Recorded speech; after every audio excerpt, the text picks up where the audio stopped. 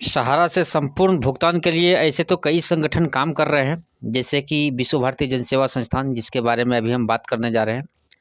और इसके अलावा संयुक्त ऑल इंडिया जन आंदोलन संघर्ष न्याय मोर्चा, जो अभयदेव शुक्ला जी हैं, और इनके अलावा जो मदन लाल आज़ाद जी का ठगी पीड़ित जमाकर्ता परिवार। लेकिन मेरे को लगता है, मेरे हिसाब से सबसे नंबर 1 में अभी है नागेंद्र कुमार कुशवाहा जी का ये विश्व भारती जनसेवा संस्थान। इनके साथी दो जितने भी टीम में लोग हैं, उनका भी अभी चैनल कुछ तैयार कर रहे हैं, मतलब यूट्यूब में चैनल बना रहे हैं और अपना वीडियो वायरल कर रहे हैं। तो हम सभी साथी से निवेदन करेंगे, सहारा के जितने भी निवेशक हैं या एजेंट हैं, उनसे निवेदन करेंगे कि संगठन के चैनल से, यूट्यूब चैनल से जुड़े।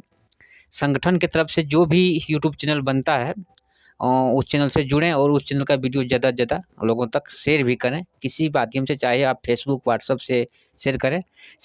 क्योंकि हम लोग आज तक जितने भी जूझे हुए हैं, परेशान हैं, इसका एक ही रीज़न है कि हम लोग को सही जानकारी नहीं मिल पाई। हम लोग को सहारा मैनेजमेंट की तरफ से गलत जानकारी देता रहा, इसीलिए हम लोग आज तक फंसे हुए हैं, उलझे हुए हैं। हम लोग को सही जानकारी अगर मिलता तो हम लोग शायद 2016-15 के बाद हम लोग पैसा जमा नहीं करते।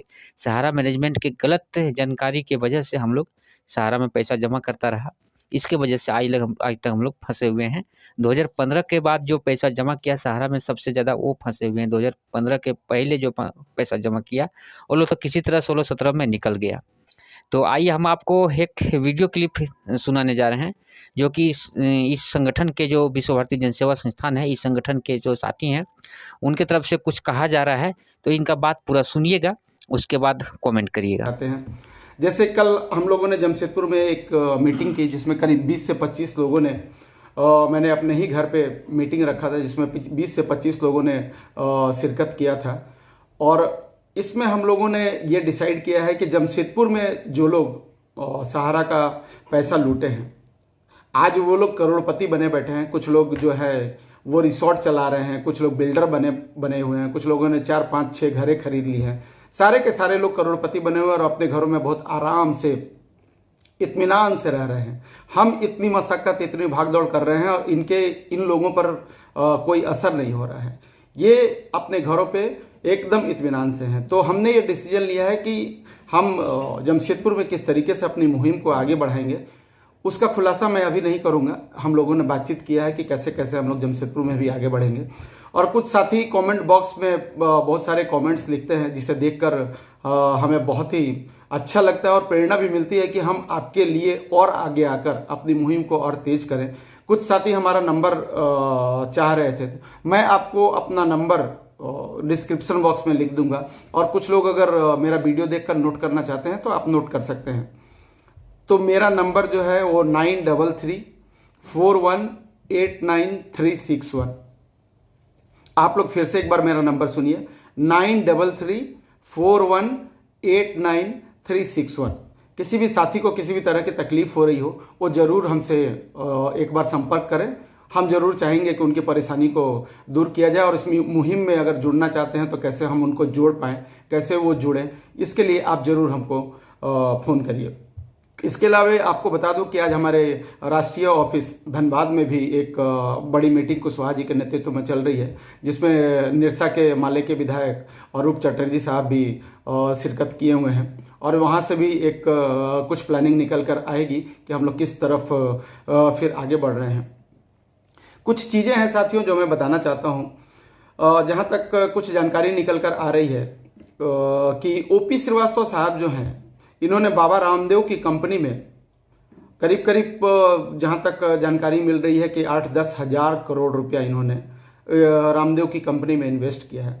इन्होंने अपने नाम से तो नहीं, लेकिन अपने कुछ खानदान के लोगों के नाम से इन्होंने ये पैसा जो है वो बाबा रामदेव की कंपनी में इन्वेस्ट किया है। और ओपी श्रीवास्तव ने लखनऊ में अपने जितने, इनके, मैं तो गुर्गा बोलता हूं, इनके जितने गुर्गे हैं, उन गुर्गों को बोल दिया है कि आप लोग अपना अपना घर छोड़कर और अंडरग्राउंड हो जाओ, क्योंकि कभी भी किसी की भी गिरफ्तारी हो सकती है और कोई भी अगर गिरफ्तार हुआ तो उसकी जिम्मेवारी हमारी नहीं है।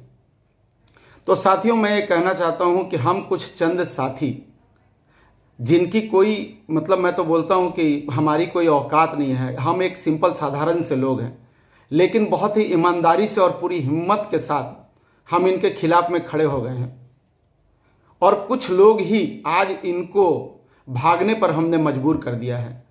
उसमें से एक हमारे जो रांची के जोनल हेड हैं संजीव कुमार, उनके बारे में मैं आपको जानकारी देना चाहता हूं कि संजीव कुमार साहब का जो आधार कार्ड है उसमें उनका बेगूसराय का एड्रेस है। तो वो ना बेगूसराय के एड्रेस पर पाए जा रहे हैं और ना ही रांची के एड्रेस पर पाए जा रहे हैं। वो भगौड़े घोषित हो रहे हैं। कुछ दिन में रुक जाइए, उनके बारे में ये घोषित हो जाएगा कि वो भगौड़ा हो गए। लेकिन मैं ये कहना चाहता हूं, अरे बेईमानो, इतना पैसा लूट कर भागोगे कहाँ तुम? भाग कर तो कहीं जा नहीं सकते हो। मैंने हमेशा कहा है कि कानून के हाथ बहुत लंबे हैं और सब तक कानून पहुंचने वाली है। तुम कहीं भी भाग कर निकल जाओ। और इस बीच कुछ और मुझे एक जानकारी प्राप्त हुई है कि एक हमारे यूट्यूबर हैं प्रिंस सिंह, इनका कुछ हमारे भाई साहब का भी इन्होंने इंटरव्यू किया था और ये यूट्यूब पर सहारा के खिलाफ में कुछ वीडियो भी इनका आया हुआ है। इस यूट्यूबर को इन्होंने लीगल नोटिस की धमकी दी है सहारा वालों ने। तो मैं प्रिंस भाई को भी बोलना चाहता हूं कि प्रिंस भाई, इनसे खुद डरपोक लोगों से डरने की कोई आवश्यकता नहीं है। अगर कोई लीगल नोटिस इन्होंने अगर भेज दिया तो आप वो लीगल नोटिस हमें दे देना, आपकी सारी जिम्मेवारी हमारी रहेगी। मैं तो इनको बोलता हूं, अरे बेईमानो, अगर तुम्हारी हिम्मत है तो तुम मुझे लीगल नोटिस भिजवाओ ना। मैं तो तुम्हें अपना नंबर फ्लैश कर दिया, तुम्हें अपना नाम बता दिया, तुम्हें अपना एड्रेस बता दिया, सब कुछ बता दिया हूँ। अगर तुम्हारे आकाओं में हिम्मत है, मैं तो ओपी को चैलेंज करता हूँ। दूसरी छोड़ दीजिए, ये तो कीड़ों मकोड़े हैं इधर के लोग। ओपी श्रीवास्तव को चैलेंज करता हूँ कि तुम्हारी हिम्मत है तो तुम मुझे लीगल नोटिस भिजवाओ और मेरे ऊपर केस करो और करवाओ। आज मुझे बहुत समय नहीं होता है, लेकिन आज मैं कुछ ज्ञानदानियों की बात सुन रहा था। उनकी बात सुनकर हंसी आती है। वो बोलते हैं ये लोग चंदाखोर हैं। हमने तो कई बार अपनी चैनलों से बोला है कि अब हमें किसी का पैसा नहीं चाहिए। जो हमारा मेंबर बनना चाहते हैं बनिए, नहीं बनना है मत बनिए। हम जितने लोग आ गए हैं उतने ही लोग इनकी लंका में आग लगाने के लिए काफ़ी हैं। और लखनऊ में, सहारा शहर में हमने वो चिंगारी फूंक दी है कि सारे लोग अब भागे भागे फिर रहे हैं। ये हमें चंदाखोर बताते हैं, बोलते हैं कि ये लोग चंदाखोर हैं, इनसे बच के रहिए। अरे दलालों, ज्ञान दान में मूर्ख दान और अंधभक्तों, सहारा के अंधभक्तों, तुझे ये बताना चाहता हूं कि 250 रुपया अगर हमने किसी से लिया है सुप्रीम कोर्ट में केस लड़ने के लिए, तो तुम्हारा जो आका है जिसके ऊपर 2-2.5 लाख करोड़ रुपया पब्लिक का बकाया है, वो कौन सा पैसा है? वो कौन सा चंदे में उसको प्राप्त हुआ था? निवेशकों ने चंदे में दिया था क्या? तेरे बाप को चंदे में दिया था 2-2.5 लाख करोड़ रुपया, जिस पर वो अय्यासी कर रहा है और हमारे खिलाफ बड़े बड़ा वकील खड़ा करता है कोर्ट में। तुम कभी पूछ रहा है अपने बाप से? ज्ञानदान का ये एक बीके ठाकुर आता है, तुझे बोलने बहुत आती है, टाई लगाकर पहनकर आ जाते हो। कभी पूछ रहे हो अपने बाप से कि तुम्हारे निवेशकों का ही जो पैसा वो लेकर रखा है करोड़ों रुपया, वो पैसा कैसे वापस होगा? किस तरीके से वो तुम पूछो उनसे कि तुम्हारे निवेश का, तुम्हारे जो निवेशक हैं उनके निवेश का जो करोड़ों रुपया वो रखा हुआ है वो कैसे वापस होगा? वो पैसा ले जाकर क्या किया? ओपी श्रीवास्तव और उसके गुर्गों ने उन पैसों का क्या किया? सुब्रत राय तो चले गए, सुब्रत राय हाथ में पैसा उठाकर लेकर नहीं गए, सारा धन संपत्ति यहीं पड़ा हुआ है। और तुम लोग, तुम्हारे गुर्गे जो हैं ओपी श्रीवास्तव का दोनों लौंडा, आज के डेट में एक एक जमीन बेचकर यहां से पैसा हवाला के जरिए निकाल रहा है और ये ओपी श्रीवास्तव पूरा उसको मदद कर रहा है तुम्हारी हिम्मत पूछने की? हमें तो चंदाखोर बताते हो तुम लोग। चलो, मैंने मान लिया चंदाखोर, हमने लोगों से 250 रुपया लिया, तुम तो निवेशकों से करोड़ों रुपया लिया है। औकात तुम्हारी पूछने की है? औकात ओपी श्रीवास्तव को फोन लगाने की? मूर्खदानियों, अंधभक्तों, बेशर्मो, शर्म नहीं आती है? यूट्यूब पर आकर बैठकर ज्ञानदान में बैठकर ज्ञान देते हो। साथियों, इन ज्ञानदानियों का भी पोल खोलने का समय आ गया है। 3 साल से लोग तिल तिल कर मर रहे हैं। सभी लोग हमारे साथ निकल कर आइए, मुझसे फोन पर बात करिए, हमारे संगठन का सदस्य बनिए। देखिए फिर हम इनके घरों में कैसे घुसते हैं। लखनऊ में जो ठसक है ना तुम्हारी, सब ठसक खत्म कर दूंगा, एकदम याद रखना। तुम्हारा वकील के पास हमारा नंबर है, लखनऊ से भेजे थे ना 2 वकील जमशेदपुर में, उन वकीलों के पास नंबर है, फोन करने से ही ओहो फोन नहीं उठाते हैं। आजकल उनकी भी ये हालत हो गई है। मैं उनको कई बार फ़ोन लगा चुका, तुम्हारे वकील अब फ़ोन नहीं उठाते हैं, क्योंकि वो लोग भी जान रहे हैं कि मैं किन बेईमानों का साथ दे रहा हूँ। तो किसी ठसक में मत रहो, तुम्हारे सब ठसक निकालेंगे हम लोग। और हिम्मत है तो फिर बोलता हूँ, केस कर मेरे ऊपर और बुला मुझे लखनऊ। तो लखनऊ के कोर्ट में ही केस कर, छोड़ जमशेदपुर की बात। मैं लखनऊ की कोर्ट में आऊँगा, अगर तुम में हिम्मत है लखनऊ में केस कर।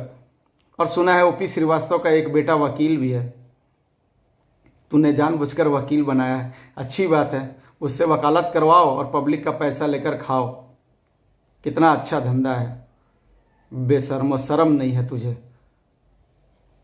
अब तुम लोगों को गाली देने का भी इच्छा नहीं होता है, अब तुम्हें सीधे कॉलर पकड़कर खींचने की इच्छा होती है, और खींचने का समय आ रहा है। दोस्तों, इनसे डरने की ज़रूरत नहीं है, हर तरह की प्लानिंग हम लोग कर रहे हैं। इनको कैसे कोर्ट में घसीटना है और इनको कैसे रोड में घसीटना है, बस सिर्फ आप हमें साथ देते रहिए। और जो भी साथी कमेंट में कुछ लिखते हैं वो अपना जगह ज़रूर बताइए।